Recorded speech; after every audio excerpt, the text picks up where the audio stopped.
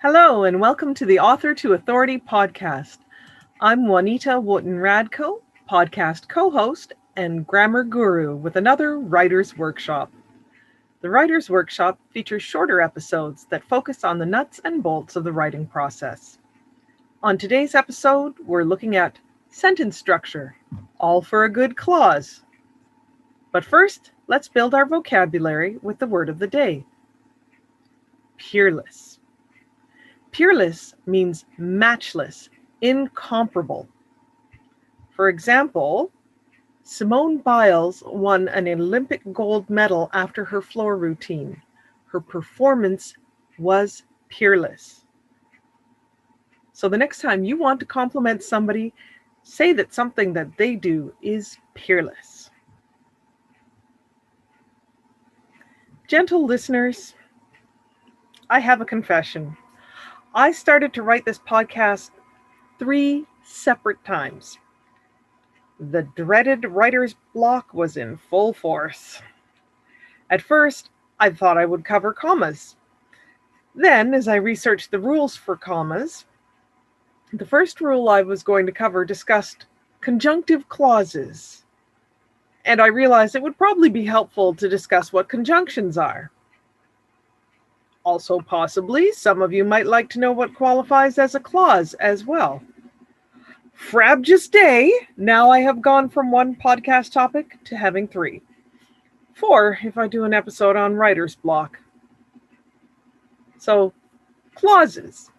These are groups of words that contain a subject and a verb.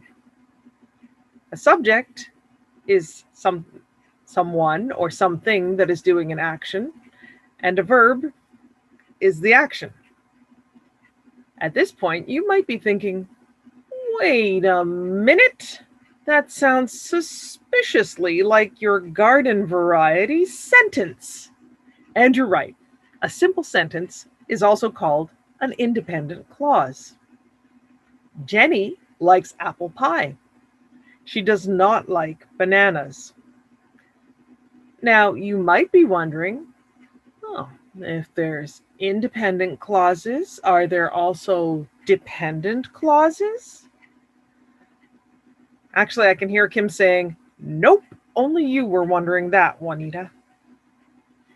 Well, you're in luck. A dependent clause has a subject and a verb, but it's not a sentence all by itself. Here's some examples. When I was a little girl, because she is allergic. These are not standalone sentences. You're waiting for me to tell you something else. Dependent clauses could also be called sentence fragments. That doesn't mean that they're weak. Now, I like a strong independent clause as much as the next reader, but dependent clauses are useful for giving us more context about the subject. Whenever we go out for dessert, Jenny likes apple pie. She does not like bananas because she is allergic to them. Cool. 2 types of clauses. Independent, which are sentences, and dependent, which are sentence fragments.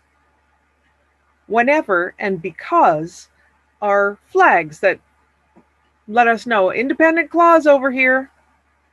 Whenever tells us that a certain condition has to be met.